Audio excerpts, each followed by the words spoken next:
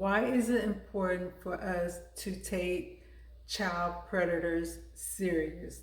To look at the situation and really see what's going on, regardless if it's in the church, if it's in the music industry, if it's in the school, regardless of wherever it's at, we as society really need to take this situation serious. I'm going to show you a video of a pastor of a church called 2 by 2. He was charged with 10 counts of possessing child pornography, and he got charged to 120 years in prison. Development today after a year-long investigation that we took on after getting a number of tips about an under-the-radar Christian sect known as the 2 by 2 Church. And not only did we expose decades of child sexual abuse, but several of the leaders who were committing the crimes. This is our first follow-up since our investigation aired, as one of the church elders is now headed to prison for the rest of his life. For each count 1, 12 years in the Department of Corrections, count 6, 12 years in the Department of Corrections, and count 10, 12 years in the Department of Corrections. With Raymond Zwiefelhofer was a leader in the secretive and isolated 2 by 2 Church until earlier this fall. He was convicted of possessing child sexual abuse material. There were 87 files that were determined to be child sexual abuse material, or sometimes known as child pornography. The 10 charged files were all depicting children under the age of 15. Zwiefelhofer was convicted of 10 counts and sentenced to 120 years in prison. It's illegal simply to possess and for the defendant to know about it. In Arizona, if you're convicted on one count, it's a minimum of 10 years in prison. Zwiefelhofer maintains his innocence. I'm not guilty again. I like to make that clear. I would love to know how the jury found that I knowingly did this. Zwiefelhofer, who is 61, had been a tech CEO. Ex-members tell us he was also a 2 by 2 church elder on and off for decades. An elder leads a group of members in their home through church services. I would say there are almost always children present in the home meetings. The church is so secretive and isolated, most people haven't even heard of it. We've been investigating the Christian sect for more than a year now, specifically looking at the allegations of widespread child sexual abuse. 2 by 2 Church has a significant problem with child sexual abuse. It is systemic, and the cover-up of the abuse has been ongoing in the 2 by 2 Church for decades. Cynthia Lyles is a private investigator who's been digging deep into the church and says she works regularly with the FBI. Raymond Zwiefelhofer is one of most likely thousands. I have notified the FBI of over 1,000 accounts of child sex abuse and sex assault. What makes the 2 by 2 Church so unique is the way it operates. Ministers of the church are known as workers and live with members in their homes, usually for days at a time. We're getting reports of child sex abuse and sex assault committed by the highest level in leadership down to the regular members. While Zwiefelhofer is the first member of the 2 by 2 Church to be convicted and sentenced to prison in the U.S. since our original investigation aired, some members claim there's been a deep history and pattern of abuse for decades. Somehow, the 2 by 2 Church has become a breeding ground for sex offenders and pedophiles. Hopefully, there will be more arrests and convictions coming. There's no one head of the church, but we did reach out to the overseer, the man in charge of Arizona who oversaw Zwiefelhofer. He never called us back. As for the former and current overseers with whom we did speak, all of them denied knowing anything about the widespread sexual abuse taking place within the 2 by 2 community. So what happened in this church, unfortunately, isn't anything new or anything surprising. You can see what happened in the Catholic Church with their bishops. They just moved them from one location to another. They never do anything to the predator, and they never try to protect the victims, the children who's been victimized. They never think about them. They only try to protect the predators by moving them to a different location so they can do the same thing. With this church 2 by 2, that's basically what they was doing. Anytime a pastor got caught or a member came to an elder and explained to them what happened, they didn't take the information to the authority. They just moved him to a different location. As parents, regardless if you're in church, in school, or wherever you are, if your child comes to you and say, this person did something to me, immediately take your child to the hospital. Explain to the nurses and doctor what your child is saying happened to them so they can physically examine your child, just in case an R-kit needs to be done. Then the people at the hospital will call authorities. Don't run to the church and say, my child said pastor, my child said bishop, my child said this other church member, because you see what they're going to try to do. They're going to try to protect it. They're just going to move them to a different location where they're going to say, oh, we're going to sit him down and we're going to give him spiritual counseling, and then we'll deal with him on that level. No. Take it to the authorities. When you read in the Bible, Romans 13, 1-2, it speaks about God telling his congregation, telling his members that not only do we listen to him, but we also have to listen to the authorities of whatever, wherever location that we're at, the governing authority. It is against the law to be with a child. It's against not only God's law, but it's against man's law. Because if you're following God's law, God says that you should not fornicate. That means having sexual relation outside the covenant of marriage. So if you're not married to that child, can you legally be with that child? No, not even according to God's law. So you're still breaking the law according to God. So these pastors and preachers, they like to tell church members, no, we need to handle this in church. If you're not following the rules of how to conduct yourself in church, why do you expect me to follow the rules? No, I'm going to go over your head and call the police. I'm not even going to deal with you. I'm going to take it to the authorities that's going to lock your behind up. That's how the mentality that these church people need to have when it comes to these bishop, pastors, and ministers. They're not God. They cannot get you into heaven and keep you out of hell. So it's important that parents read their Bibles and know what the Word of God say. They do not supersede God, and they do not supersede the law of the land. If they're messing with your child, call the police on them. Get the authorities, whoever you have to call to let them know what they're doing to children, because your child isn't the only one. You think when they're moving these people to different churches, they're going to stop? No, they're going to continue to do what they're doing. So all they're doing is creating more and more victims. And then their victims, some of these victims turn to predators themselves. It do not excuse their behavior when they go from being prey to predators. It do not excuse their behavior, but it does happen sometimes. And so that's why it's important to protect children. I don't understand why some people don't get that. It's truly important to protect kids, because if you don't, you're creating the next monsters that's going to be out there messing with kids. That's going to create, it's just going to be like just a revolving door of victims becoming victimizers, victim becoming victimizers. So this is something that we as Christians are supposed to shine a light on, because that's what we're supposed to do. We're supposed to be the light of the world. We're supposed to call this out, especially when it's in church. And it's not just white churches, it's also black churches. There's this type of behavior is allowed to happen, because so many people work so hard to cover it up. So many people work so hard to protect. We don't want, pastor's a good man. Pastor's only human. No, pastor is a predator. Pastor needs to be locked up.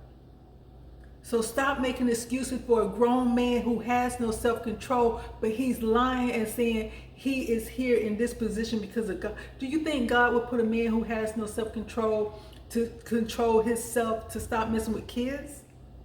Because that logic contradicts what the Bible says. Any of these people that cause these young ones to sin, they should have a millstone tied around their neck and thrown into the lake. So God even saying these people need to be drowned, who's going around causing kids to sin. So when they sit there and be saying, oh, I got this from God, they are lying. These people are not gods. They are mere mortals. They're just men doing awful things to kids who needs to be arrested, who need to have their lifestyle exposed. That's a secret that no one should have to keep.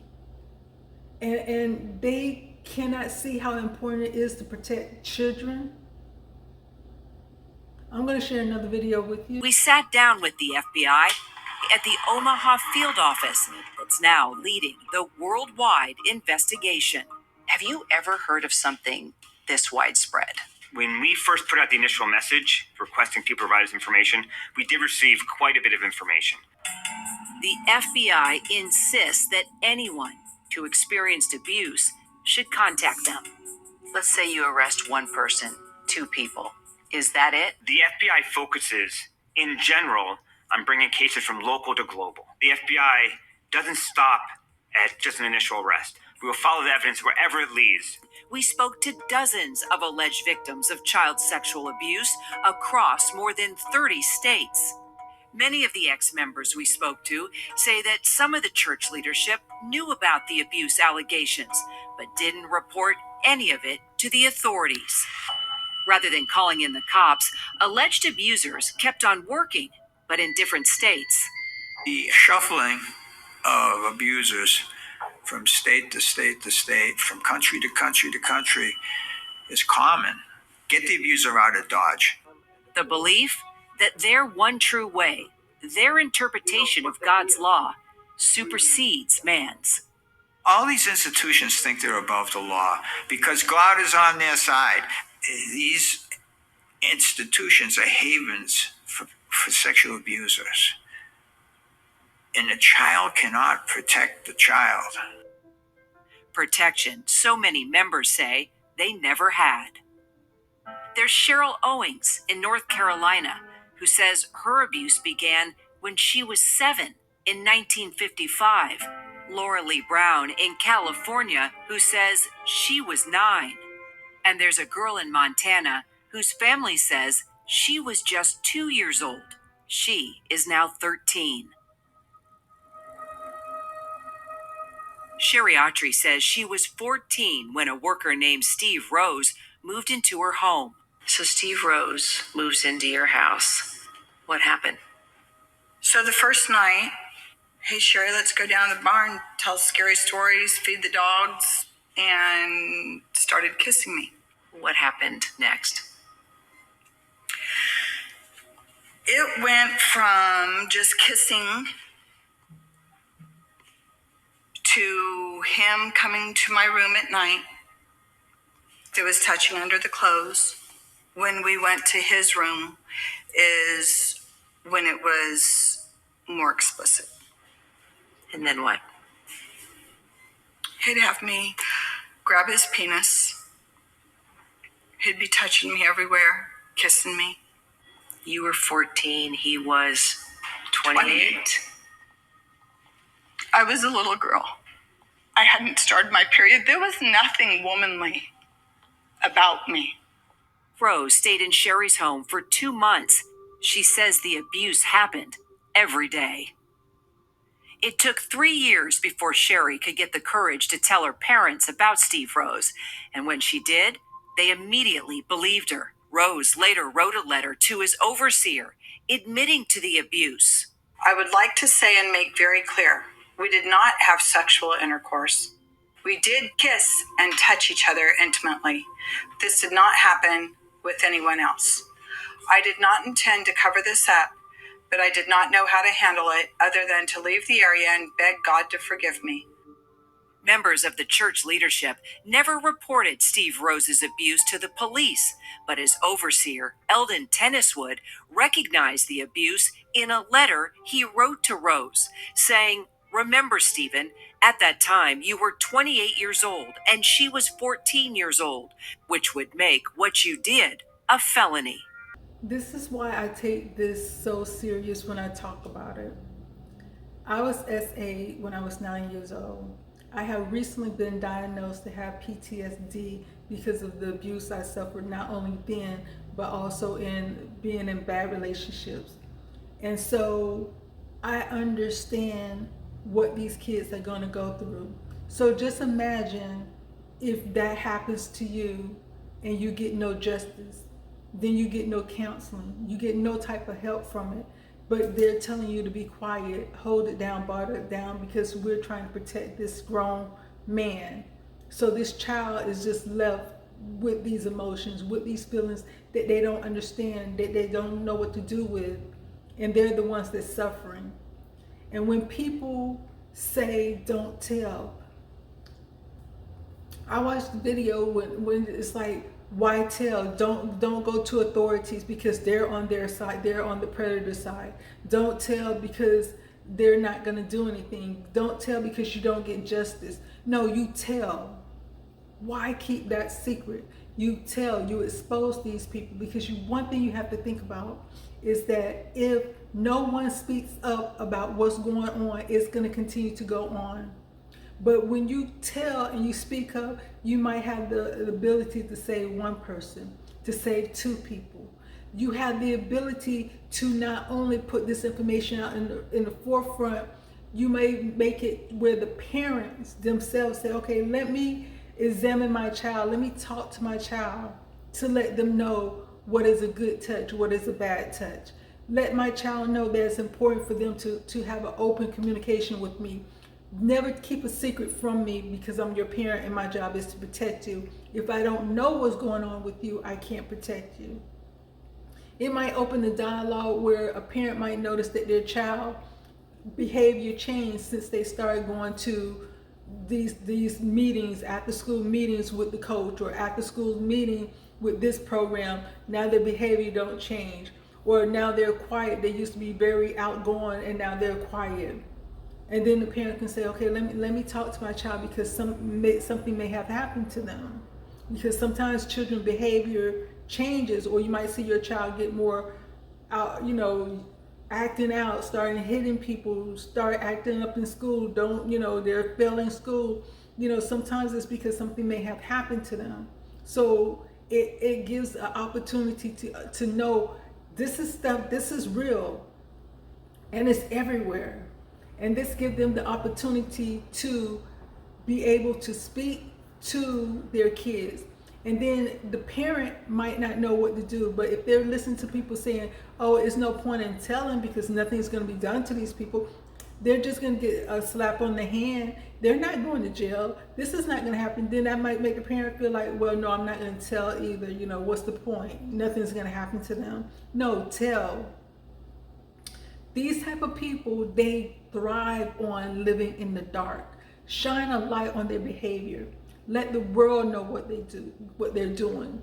And that'll make it harder for them to get away with it. That'll make it harder for them to keep doing it. Because every time somebody see them, they'll be like, oh, watch out for that predator. Oh, watch out for that pervert. Oh, he like messing with little boys. Oh, she like messing with young boys. Or he like messing with young girls.